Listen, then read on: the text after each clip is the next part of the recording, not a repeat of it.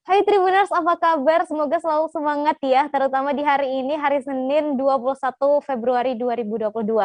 Saya Ratu Sejati akan menemani Anda di live travel update dan memberikan sejumlah rekomendasi tempat-tempat asik Tribuners buat liburan yang tentunya nanti bisa Anda datangi di akhir pekan. Disampaikan secara langsung bersama sejumlah reporter kami yang berada di berbagai daerah di Indonesia. Inilah live travel update selengkapnya. Baik, Tribuners tahu nggak sih kalau kota Parepare ini memiliki keindahan alam yang nggak kalah dengan daerah lain. Sebagai tempat persinggahan, kota Parepare ini memiliki pemandangan alam yang sangat indah serta kuliner khas Bugis yang lezat. Satu lokasi yang bisa Anda kunjungi adalah Bukit Amais Cafe and Resto. Lokasinya berada di dataran tinggi Tribuners, tepatnya di Jalan Jenderal Sudirman, Kecamatan Bacukiki Barat, Kota Parepare. Karena lokasinya yang berada di ketinggian, jadi akan ada banyak sekali pemandangan indah yang disuguhkan. Selengkapnya, sudah ada M. Yaumil di sana dari Tribun Timur. Selamat sore, Yaumil. Bisa digambarkan seperti apa indahnya Bukit Amais Cafe and Resto ini? Iya, baik rekan. Jadi di Cafe Amais Cafe and Resto ini, keindahan utamanya itu berada pada sore hari. Karena dari atas, yang letaknya juga di atas ketinggian, dari Cafe Amais ini kita bisa melihat pemandangan alam, khususnya ketika matahari terbenam. Nah, ketika matahari terbenam itu akan tampak sekali keindahan alam kota Parepare, baik dari kotanya dan juga laut dari kota Parepare. Jadi di atas Bukit Amais, kita bisa menikmati pemandangan alam yang tidak kalah indah daripada kota-kota lainnya di Sulawesi Selatan. Seperti itu, rekan. Kemudian untuk keunggulan sendiri nih dari Bukit Amais Cafe and Resto selain pemandangan yang disuguhkan, Yaumil, boleh disebutkan? Oh iya, jadi selain pemandangan yang bisa kita nikmati, juga ada makanan khas dan minuman-minuman andalan di Cafe Amais ini. Nah, seperti yang bisa saya sebutkan itu nasi ayam paleko itu adalah makanan khas Bugis, dan juga ada aneka minuman modern seperti americano, terus kopi susu dan seperti yang biasa kita jumpai di kafe-kafe modern. Selain itu di kafe ini juga ada live musik yang disuguhkan sehingga pengunjung bisa sangat betah untuk berlama-lama di kota Parepare seperti itu. Baik, kemudian boleh dijelaskan Yaumil soal tadi makanan ada yang dijual makanan khas Bugis begitu ya. Mungkin boleh disampaikan seperti apa bentuknya, kemudian terbuat dari apa dan rasanya seperti apa. Silakan Iya, Yaumil. baik rekan. Jadi untuk makanan paleko sendiri itu terbuat dari ayam yang sudah dipanaskan sebelumnya dan dimasak lama menggunakan rempah-rempah khas, rempah-rempah tradisional. Dan itu bentuknya seperti gulai, cuman lebih khas ke daerahan dengan rempah-rempah yang disajikan. Seperti itu, rekan. Baik, terakhir untuk rutenya mungkin bisa disampaikan akses menuju ke Bukit Amais Cafe and Resto dan untuk harga makanan serta minuman, range harganya. Silahkan, Yaumil. Iya, baik. Jadi kota Parepare sendiri itu berada 152 kilometer dari kota Makassar sebagai kota madya Provinsi Sulawesi Selatan. Nah, jaraknya itu bisa ditempuh dengan bermobil sekurang lebih 3 sampai 5 jam. Nah, terus untuk range harga minuman, aneka minuman itu sangat bervariatif. Itu mulai dari harga 15.000 sampai 30.000 untuk minuman. Terus untuk makanan, range harganya itu dari 20.000 sampai 100.000. Juga ada paket yang tersedia seperti yang saya sebutkan tadi, khas apa makanan khasnya itu ayam paleko. Itu kalau dipaketkan dia bisa harganya 100.000. Itu untuk porsi 4 orang. Seperti itu, rekan. Baik, terima kasih Yaumil atas rekomendasi lokasi kulinerannya ya. Ada Bukit Amais Cafe and Resto Tribuners yang bisa Anda coba. Terima kasih Yaumil. Baik. Dari Kota Parepare, Ratu ke Kabupaten Belitung. Sejumlah tempat di Kabupaten Belitung maupun Kabupaten Belitung Timur, Tribuners ini menjadi calon geosite baru dalam Geopark Belitung. Tempat tersebut yakni Pulau Buku Limau, Batu Begalang, Bukit Pepapuyo, dan Pulau Mendanau. Memiliki potensi yang beragam, keempatnya ini akan menambah geosite yang ada di Pulau Belitung. Untuk informasi selengkapnya, sudah ada Adelia di sana yang siap menerangkan soal geosite di Belitung ini. Selamat sore, Adelia. Selamat sore rekan Ratu. Baik, boleh disampaikan ada berapa banyak geoset sih yang ada dalam Geopark Belitung saat ini?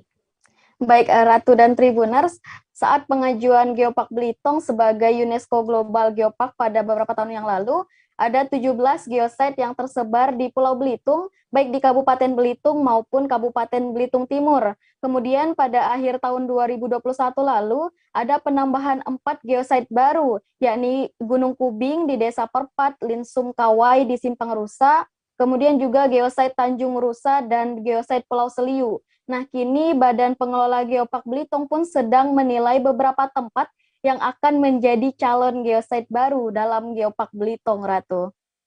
Kemudian ini kan tadi sudah disebutkan ya di awal ada 4 calon geoset baru di Belitung. Nah, ini bisa dijelaskan seperti apa potensi yang ada di 4 calon geoset baru tersebut, Adelina?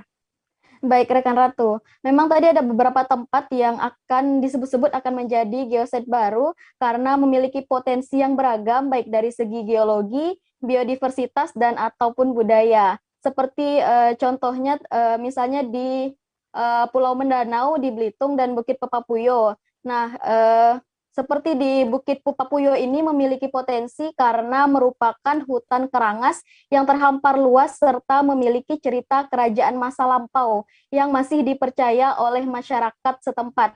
Sementara juga di Pulau Mendanau ini memiliki potensi yang beragam, baik dari keunikan geologi karena merupakan singkapan dari formasi Gunung Tajam yang berada di Pulau Belitung, juga memiliki keanekaragaman budaya yang masih digeluti masyarakat setempat, seperti adanya kesenian keroncong Stambul Fajar, Ratu. Baik, kemudian setelah tadi dijelaskan ya ada banyak sekali potensi yang dimiliki oleh calon geoset baru ini.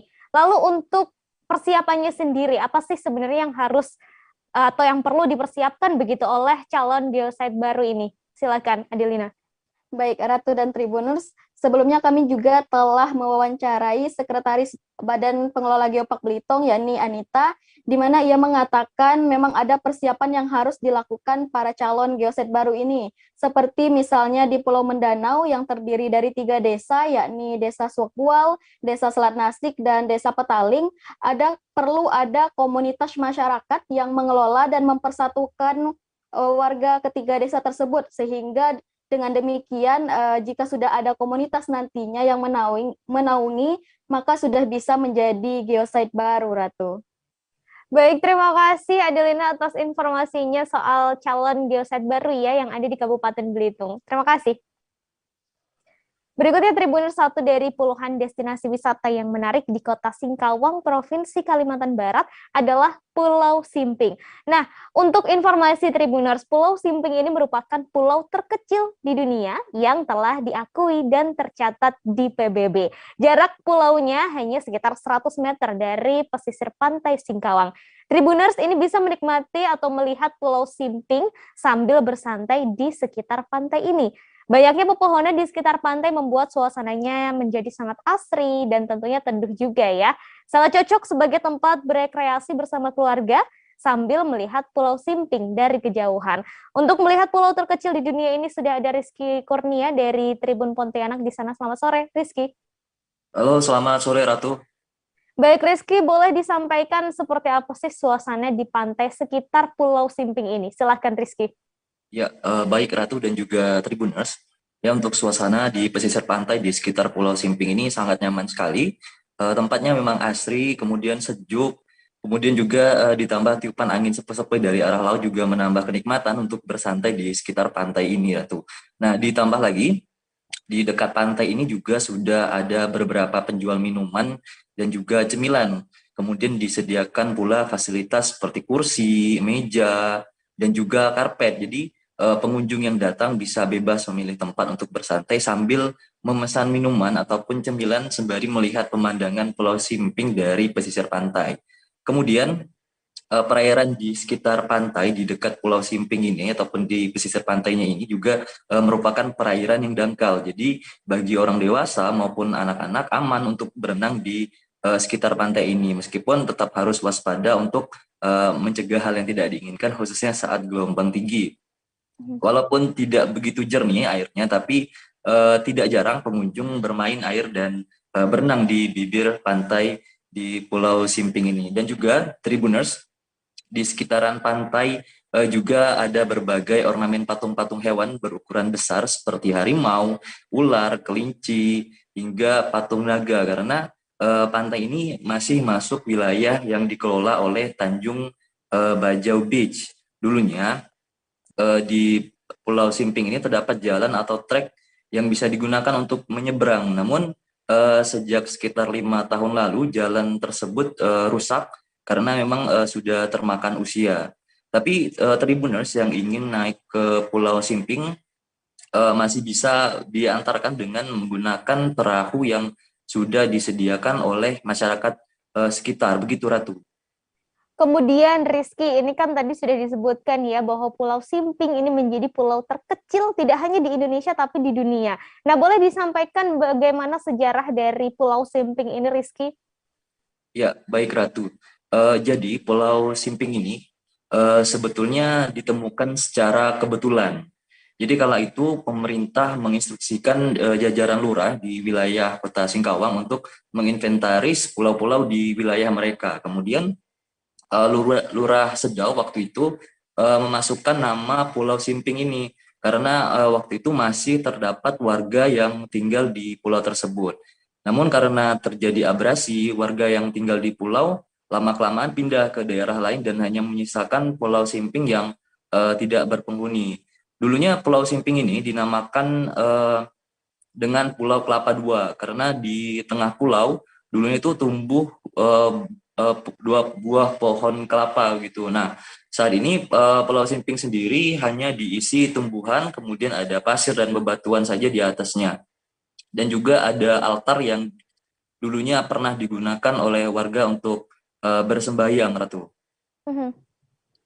Baik, kemudian terakhir Rizky, untuk bisa menuju ke Pulau Simping ini, boleh disampaikan seperti apa aksesnya? Ya, untuk menuju ke lokasi wisata Pulau Simping ini sebetulnya tidak sulit. Jalurnya sama dengan lokasi wisata Pantai Batu Burung. Jadi dari Jalan Raya Sedau, Tribuners bisa berbelok ke Jalan Malindo di dekat Jembatan Sedau dan ikutin aja jalannya sampai ke ujung. Jadi lokasi Pulau Simping ini ada di ujung Jalan Malindo, jaraknya sekitar 7 sampai 8 km dari persimpangan Jalan Sedau tadi. Nah, Tribuners juga bisa menggunakan Google Maps untuk mendapatkan jalur yang lebih akurat atau juga bisa bertanya ke warga-warga sekitar karena memang lokasinya melewati permukiman warga, Ratu. Baik, terima kasih Rizky atas rekomendasi lokasi wisatanya Tribuners Pulau Simping, pulau terkecil di dunia. Bisa menjadi satu pilihan nanti di akhir pekan ya. Terima kasih Rizky. Terima kasih, Ratu. Kita ke Cirebon, Tribuners melihat wisata mangrove Edu Park yang kabarnya akan segera hadir di Indramayu. Objek wisata yang satu ini digadang-gadang akan menjadi daya tarik utama untuk wisatawan yang hendak berkunjung ke Kabupaten Indramayu. Hal ini karena menawarkan konsep yang berbeda. Bahkan katanya kalau liburan ke lokasi ini akan berasa sedang berwisata di pulau pribadi. Benar nggak ya Tribuners? Sudah ada Handika di sana, langsung saja. Selamat sore Handika. Halo, selamat sore Ratu.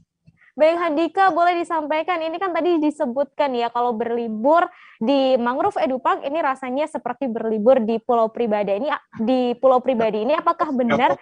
Boleh dijelaskan begitu seperti apa wisata di sana? Baik rekan Ratu dan Tribuners, benar bahwa wisata Mangrove Edu Park ini seperti serasa berlibur di pulau pribadi ya, di mana konsep wisata yang ditawarkan dari wisata Mangrove Edu Park ini sangat berbeda dibanding wisata-wisata lain yang ada di Kabupaten Indramayu. Saat berkunjung, Tribuners akan dimanjakan langsung dengan pesona pantai yang jarang sekali dijamak oleh manusia. Lokasinya itu berada di ujung hutan mangrove di Desa Pabean Udik, Kecamatan Indramayu, Kabupaten Indramayu. Hal inilah yang membuat wisata Mangrove Edu Park ini tuh serasa berwisata di pulau pribadi, mengingat di lokasi wisata setempat juga merupakan wisata privat ya, atau wisata bookingan, di mana tidak ada wisata lainnya selain wisatawan tersebut, sehingga sangat direkomendasikan bagi wisatawan yang ingin berlibur di tempat yang sepi, dan wisata mangrove Edu Park ini bisa menjadi salah satu rekomendasinya. Begitu, Ratu. Baik, kemudian lokasi wisata ini kan merupakan Edu Park ya. Kemudian saya ingin tahu untuk edukasi apa sih yang diberikan di lokasi ini, Handika? Ya benar, Ratu. Untuk konsepnya sendiri memang wisata mangrove Edu Park ini lebih mengedepankan edukasi ya kepada wisatawan, di mana di sana wisatawan bisa belajar banyak soal tanaman mangrove yang berada di Kabupaten Indramayu. Hal ini dapat mulai dirasakan oleh wisatawan saat hendak menuju ke lokasi wisata, di mana wisatawan akan diberangkatkan dari Pelabuhan Karangsong. Nantinya dengan menggunakan perahu, mereka akan menyusuri hutan-hutan mangrove hingga ke ujung hutan tersebut, hingga menuju ke lokasi pantai tersebut. Di saat menjelajah hutan mangrove ini, wisatawan akan melihat langsung bagaimana ekosistem alami dari hutan mangrove yang ada di Kabupaten Indramayu. Di sana juga wisatawan akan melihat langsung hewan-hewan apa saja yang hidup di hutan mangrove tersebut. Di antaranya itu adalah burung-burung ya, yang nantinya itu mereka akan terbang di atas kepala kita saat menggunakan perahu. Termasuk juga di sana itu ada spot di mana tempat itu akan muncul ikan-ikan bandeng yang saat ditepuk tangan atau perahu mengelilingi lokasi tersebut, ikan-ikan bandeng itu akan loncat-loncat. Hal ini seperti ikan terbang. Dan fenomena tersebut hanya terdapat di hutan mangrove Kabupaten Indramayu. Selain itu, di tempat tersebut karena ini memang wisata privat ya, jadi pengelola juga menyediakan tour guide nantinya, dan tour guide itu akan menjelaskan sejumlah edukasi soal mangrove, mulai dari jenis mangrove, pengolahan mangrove, dan lain sebagainya, termasuk hewan-hewan yang dibudidayakan di kawasan hutan mangrove itu tersendiri. Begitu, Ratu. Baik, ini dari tadi penjelasan yang diberikan oleh Handika sangat menarik sekali. Nah, yang paling penting, ini wisatanya sudah bisa dikunjungi wisatawan kah atau masih menunggu untuk dibuka untuk umum begitu, Handika? Untuk wisata mangrove Edu Park ini sayangnya masih belum dibuka untuk umum ya, Ratu, karena mengingat proses pembangunannya memang masih berjalan. Saat ini baru sekitar 60% atau 70%, dan pengelola pun saat ini masih mengurus perizinan ya untuk izin wisata itu sendiri. Hanya saja menurut pengelola, mereka memprediksi wisata mangrove Edu Park ini sudah bisa dirasakan oleh para pengunjung di pertengahan 2022 ini, gitu, Ratu. Baik, terima kasih Handika untuk Tribuners yang sudah nggak sabar ya untuk menuju ke Mangrove Edu Park. Ini ditunggu dulu karena nanti akan baru bisa dikunjungi di pertengahan tahun. Terima kasih Handika. Tadi Handika juga sempat melakukan wawancara dengan seorang pengelola Mangrove Edu Park, Abdul Latif. Berikut liputannya untuk Anda. Jadi harapan kita ke depan bahwa kita ini mampu cerita tentang apa itu mangrove, sebenarnya seperti itu. Jadi lebih mendorong bahwa orang ke sini itu benar-benar mau belajar. Yang kedua, kita siapkan beberapa fasilitas lah. Jadi selain mereka melihat ekosistem di mangrove itu sendiri, mereka bisa belajar tentang jenis, yang lainnya belajar tentang olahan tentang mangrove itu sendiri. Di sini fasilitas apa aja nih, Pak? Ya sementara ini baru beberapa lah, ada mungkin tempat untuk tadi cerita tentang edukasi ya, belajar. Kedua, kita siapkan beberapa budidaya, budidaya yang bisa kita lihat ya. Di situ ada budidaya kepiting, ada bandeng juga, ada rumput laut. Nah, terus mungkin ke depan jangka panjangnya ada kerapu juga. Jadi sederhananya begini, kenapa kita harus cerita tentang budidaya? Selama ini orang takut untuk tanam mangrove. Nah, mereka sendiri wajar bahwa yang lahan yang ditanami mangrove akan sempit dibandingkan dengan tidak ada tanaman mangrove. Nah, jadi semestinya kita mengalihkan tadi budidayanya. Jadi kalau sama-sama bandeng ya jelas kita kalah dari sisi ekonomi. Tapi kalau ceritanya kita alihkan dari Bandeng ke Kepiting, dari Bandeng ke Kerapu, jelas punya nilai ekonomi tinggi. Nah itu yang coba kita sampaikan, bahwa berbudidaya dalam konteks info pesisir itu harus begitu. Berarti selain wisata juga edukasi ya ini. Kita lebih mendorong edukasinya. Nah di sini karena tadi cerita kita siapkan fasilitas lah. Ada tempat untuk ngopi, ada juga mungkin sekedar bermalam ya kita siapkan. Ini infonya kan wisata privat itu gimana tuh Pak? Jadi harapan kita gini, jadi kalau cerita lingkungan kita sendiri harus ya tadi karena ceritanya banyak kalah. Satu sampah, terus juga beberapa kalau semakin banyak orang mungkin tempat-tempat kita juga terganggu lah istilahnya kan begitu. Jadi kita batasi, jadi maksud saya bahwa Baik Tribuner, setelah ini kami akan kembali lagi tentunya dengan beragam rekomendasi lokasi wisata lainnya di Indonesia. Tetap bersama kami di Live Travel Update. Oke, apa kabar Bang Arif di sini untuk strateginya? Kalau saya sendiri di Jumip 37 ini yang semalam baru mulai, Apa yang saya dirasakan udah Kak Fernita? Sebenarnya aku nggak ngerasain penangkapan atau penggerebegan atau apapun itu, karena gini loh, posisinya aku kriteria. Jadi kita mengenal disebut dengan stroke yang tidak berdarah dengan stroke yang berdarah. Stroke yang tidak berdarah itu biasanya ditandai dengan adanya penyumbatan. Kalau itu terjadi di sini mungkin pikirnya tidak ke situ kali ya, tapi kalau di Korea atau di Kamboja itu ada beberapa paper yang saya itu Mas, ya, dulunya tukang koran. Oh gitu ya. Tukang koran. Ya, saya baca itu Pak. Tuh kan pernah baca kan? Ya. Jadi kalau saya jadi tanggam itu udah bersyukur banget. Si anak ini dijadikan sebagai tersangka begitu. Ya, kalau ini kita bicara yang di luar kasus Sebongombo ya. Dengan nama hujan shower, di mana terdapat batas jelas antara daerah hujan dan tidak hujan yang biasanya terjadi pada fase awal mature stage atau tahap berbahaya dewasa. itu Kang. Jadi mulai artinya terjadinya perlembekan. Nah itu untuk penetrasi akan sulit gitu ya. Dok, saya ini menurut saya memang tidak mudah, bukan urusan tanah diambil. Kalau misalnya Amerika Serikat sekarang, Rasulullah mengatakan dalam sebuah hadis bahwa berpuasa di 6 hari Syawal itu. Oke, apa kabar Bang Arif di sini untuk strateginya? Kalau saya sendiri di Jumip 37 ini yang semalam baru mulai, Apa yang saya dirasakan udah Kak Fernita? sebenarnya aku nggak ngerasain penangkapan atau penggerebegan atau apapun itu, karena gini loh, posisinya aku kriteria. Jadi kita mengenal disebut dengan stroke yang tidak berdarah dengan stroke yang berdarah.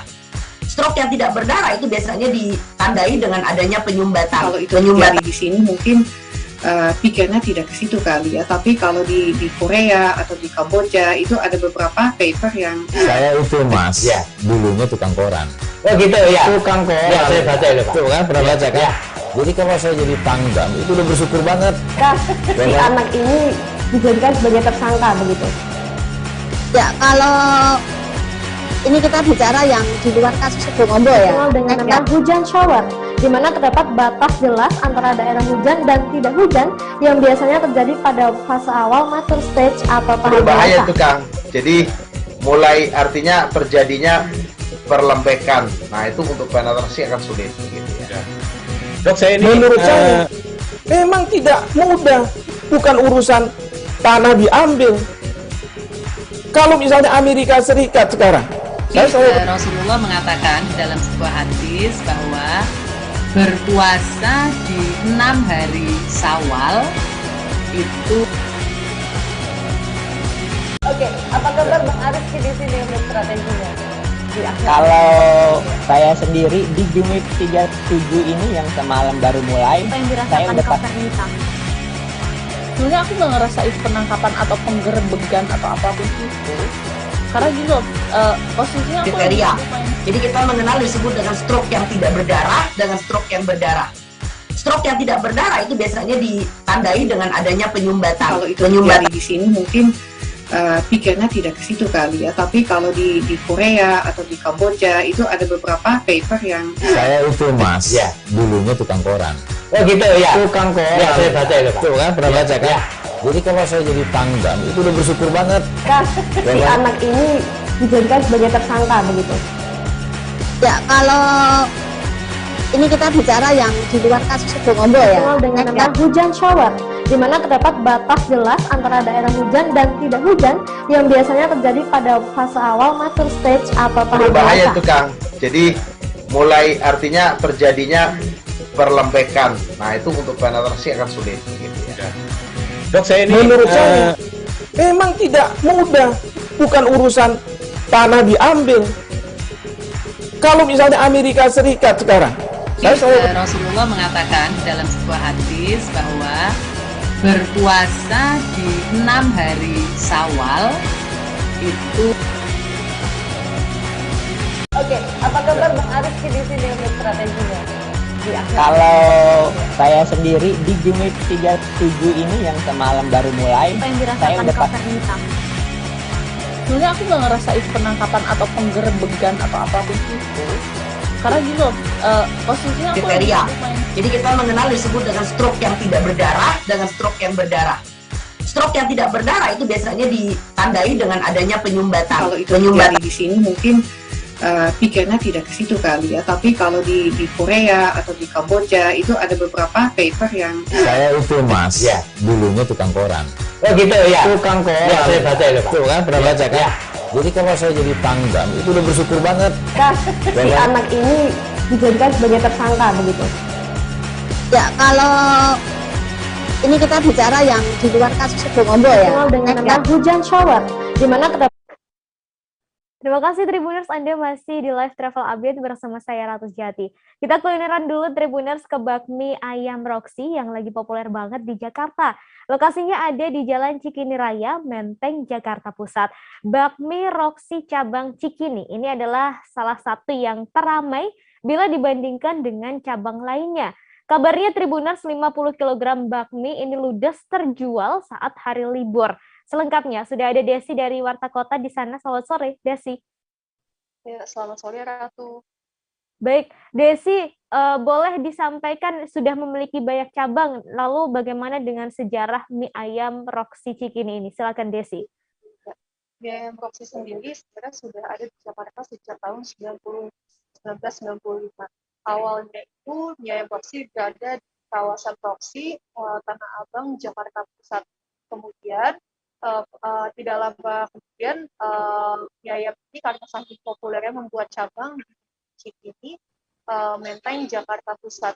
Nah, kalau yang dari banyaknya cabang yang dibuat setelah berpuluh-puluh berada di Jakarta, salah satu cabang yang populer ini berada di Cikini. Cikini sendiri per harinya 50 kg ini bisa dihabiskan atau sekitar 900 mangkok habis terjual setiap harinya. Kemudian juga rasa mie ayam ini juga cukup lezat dengan rasa yang gurih dan halal seperti itu, Ratu. Baik, kemudian boleh disampaikan, dideskripsikan rasanya begitu, lalu berapa harganya hingga menu yang disajikan. Apakah memang hanya menjual mie ayam saja atau ada menu lain di sana? Silakan. Ya, selain menjual mie ayam, di sana juga ada tambahan topping seperti bakso dan pangsit. Apabila hanya mie ayam saja itu harganya hanya Rp17.000. Namun apabila ditambah bakso dan juga pangsit maka harganya menjadi Rp22.000. Selain ada mie ayam, di sana juga pembeli bisa membeli pun ayam, kemudian juga ada kitiau ayam. Kemudian juga ada es campur ya apabila bisa melengkapi makan ayam di sana. Seperti itu, Ratu.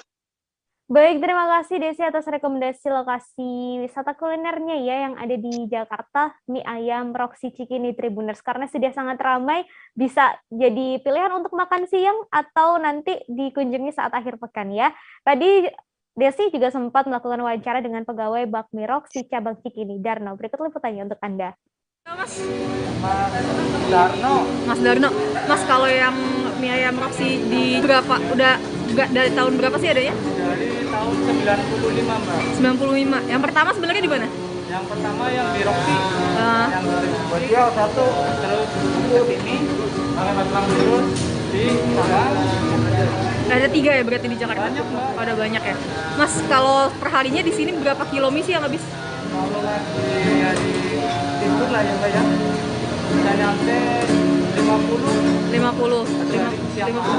Itu berapa mangkok tuh habis? 50 Tidak sampai 100 ya. Ratusan lah, Mbak. Ratusan ya? Berapa? 700. 900 mangkok mie ya berarti. Nah itu satu mie harganya berapa sih kalau misalnya ini? Kalau mie yang ada 17. Kalau yang biasa 17 PM doang, sama pangsit segala macam kalau lengkap? Kalau pangsit, bakso 22, Mbak. Dua berapa? 22 kalau lengkap ya. Oke. Mas, kalau di sini ini mie-nya bikin sendiri atau gimana? Ini udah ada yang nyetokin fotonya. Dari Roxy ini. Oh, berarti cabang Roxy-nya ini udah nyetokin ya mie-nya. Bikin sendiri berarti asli dari ininya ya. Oke, kalau gitu. Setelah kenyang berwisata kuliner, kini saatnya Ratu mengajak Anda untuk berwisata sejarah Tribuners ke Sulawesi Tenggara. Belajar sejarah di Kota Tua Kendari yang berada di Kelurahan Kandai, Kecamatan Kendari Sultra. Sejumlah peninggalan bangunan bersejarah kolonial masih berdiri kokoh Tribuners. Di antaranya adalah rumah pesanggerahan Belanda. Lalu untuk melihat sejarah yang ada di Kota Tua Kendari ini, sudah ada Husni di sana. Selamat sore, Husni. Husni, boleh diceritakan peninggalan sejarah apa saja yang ada di Kota Tua Kendari ini dan bagaimana sejarahnya? Silahkan Husni. Ya, baik. Rekan Ratu, dapat saya informasikan bahwa memang betul Kelurahan Kandai, Kecamatan Kendari ini menjadi salah satu lokasi yang bagi Tribuners di rumah untuk menghabiskan waktu libur dengan mengedukasi sejarah di Kota Tua Kendari. Nah, apa saja yang ada di Kota Tua Kendari ini? Yaitu ada Bapperda. Bapperda ini ialah Ratu bangunan yang dulu digunakan oleh masyarakat lampau pada masa penjajahan kolonial Belanda untuk melangsungkan pernikahan ataupun acara-acara besar. Kemudian tidak jauh dari Bapperda ini juga kita akan menemukan rumah jabatan kolonial Belanda atau Garnizons Battalion Detachment yang mana ini saat ini digunakan oleh saat itu digunakan oleh Gubernur pertama Sulawesi Tenggara Haji Wayong sampai dengan Haji Alala. Kemudian setelah itu di 10 meter dari rumah jabatan Gubernur Sultra pertama ini, kemudian kita akan menemukan water circular dan juga penjara kolonial Belanda. Kemudian 30 meter dari yang disebutkan tadi, kita juga akan menemukan yaitu rumah jabatan dari kolonial Belanda yang saat ini juga telah dialihfungsikan sebagai rumah jabatan Korem 143 Haluoleo. Menurut penjaga ataupun lurah dari kawasan Kota Tua Kendari ini, yaitu Ladana, mengatakan memang dari masa kepemimpinan pemerintahan Belanda dari pada saat di Kota Kendari kemudian meninggalkan Kota Kendari itu sudah banyak bangunan-bangunan yang telah dialihfungsikan dan diubah begitu rekan Ratu, namun hal ini tidak mengubah dari struktur bangunan aslinya seperti itu, rekan Ratu. Baik, kemudian saya ingin disampaikan untuk pantauan di lapangan seperti apa situasi saat Anda berkunjung ke sana, ke Kota Tua Kendari, Husni? Ya, baik rekan Ratu. Saat memang waktu minggu kemarin kita berkunjung ke Kota Tua Kendari ini dan di lokasi sangat ramai dikunjungi oleh warga Kota Kendari, khususnya warga yang ingin melangsungkan pernikahan dan untuk melakukan prosesi foto prewedding seperti itu, rekan Ratu. Baik, terakhir untuk bisa berkunjung ke Kota Tua Kendari ini, boleh disampaikan aksesnya seperti apa, Husni? Ya, untuk akses menuju ke Kota Tua Kendari ini, Tribuners tidak perlu khawatir sebab dapat menggunakan kendaraan pribadi maupun kendaraan umum. Dari Bandara Haluoleo Kendari itu sekitar 40 menit perjalanan, kemudian dari jembatan, maksud kami Pelabuhan Nusantara Kota Kendari itu dapat ditempuh sekitar 10 menit saja, Tribuners. Baik, terima kasih Husni atas informasi dan juga rekomendasi lokasi wisata sejarahnya ya yang ada di Kendari, Tribuners. Kota Tua Kendari bisa jadi satu pilihan. Terima kasih Husni. Berikutnya Tribuners mencari tempat sarapan yang enak dan murah meriah di Sukoharjo. Nah, Ratu memiliki rekomendasi Tribuners. Ada satu warung makan populer dan viral di media sosial. Namanya adalah Warung Pak Rudi 21 Wirun. Lokasinya ada di Godean Wirun, Kecamatan Mojolaban, Kabupaten Sukoharjo, Jawa Tengah. Makanan yang dijual beragam dengan rasa yang enak dan harga yang tentunya murah Tribuners. Ada makanan dan minuman apa saja ya di warung ini? Selengkapnya sudah terhubung dengan Nurul. Selamat sore Nurul. Selamat sore Ratu. Baik, Nurul boleh disampaikan lokasi dan jam operasional dari warung Pak Rudi 21 Wirun ini. Silahkan. Baik Ratu, untuk warung Pak Rudi 21 Wirun ini ada di Kecamatan Mojolaban, Sukoharjo, Jawa Tengah. Warungnya ini lokasinya tidak jauh dari Puskesmas Mojolaban yang bisa ditempuh sekitar 5 menit perjalanan saja menggunakan kendaraan baik itu motor maupun mobil. Kemudian warung ini buka mulai pukul 7:30 pagi sampai pukul 2 siang Ratu. Jadi cocok buat untuk Tribuners yang sedang mencari menu sarapan atau menu makan siang. Baik, kemudian untuk menu dan juga harga makanan yang ada di warung Pak Rudi 21 Wirun ini boleh disampaikan menunya ada apa saja dan harganya. Silakan, Nurul. Baik Ratu, sesuai dengan namanya, di warung Pak Rudi ini menyediakan 21 pilihan lauk, mulai dari sayur bayam, kangkung, lodeh, dan lain sebagainya, lengkap dengan ikan, ayam, kemudian ada aneka gorengan dan juga bacem. Untuk harganya pun juga terjangkau, mulai dari Rp5.000 saja. Jadi pengunjung yang datang untuk makan di tempat, khususnya untuk makan nasi sayur, itu apabila makannya habis, hanya dikenakan biaya Rp5.000 saja. Tapi kalau makannya tidak habis, akan dikenakan biaya Rp7.000, Ratu. Oh baik, berarti memang memiliki konsep yang unik dan berbeda dari warung-warung yang lain ya, Nurul. Kemudian, disebutkan bahwa warung ini viral di media sosial. Nah, boleh disampaikan sebenarnya apa sih yang membuat warung ini jadi viral gitu? Apakah ada cara khusus juga untuk memesan makanan yang ada di sana, Nurul? Iya Ratu, warung Pak Rudi ini viral di medsos lantaran yang pertama rasanya enak karena warung ini masih masak menggunakan tungku dan juga bara api secara tradisional. Yang kedua, bumbu rempahnya yang digunakan itu banyak. Terus harganya pun juga murah karena warung ini sudah berdiri sejak tahun 2005 di mana awal mula buka hanya menjual seharga Rp3.000 saja dan sekarang menjualnya hanya Rp5.000 saja untuk nasi sayur.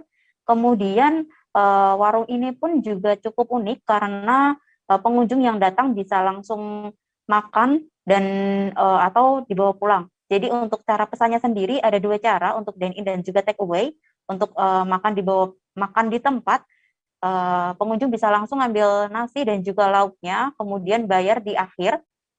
Untuk porsinya tetap sama, mau porsi besar atau porsi kecil untuk nasi sayur dihargai Rp5.000 saja. Kemudian untuk yang dibawa pulang, pengunjung tinggal langsung bilang kepada yang penjaga lauknya, kemudian langsung dibawa ke kasir untuk dibayar, Ratu.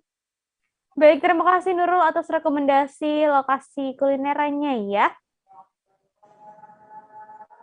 Itu tadi Tribuners sederet lokasi wisata yang bisa Anda kunjungi untuk menghabiskan liburan atau nanti di akhir pekan. Karena masih di tengah pandemi, Tribuners Ratu kembali mengingatkan untuk tetap wajib disiplin menerapkan protokol kesehatan serta aturan PPKM yang berlaku. Tribuners, saya Latu Sejati beserta kru yang bertugas pamit undur diri. Selamat sore dan sampai ketemu di live travel update selanjutnya. Jangan lupa like, subscribe, dan share ya!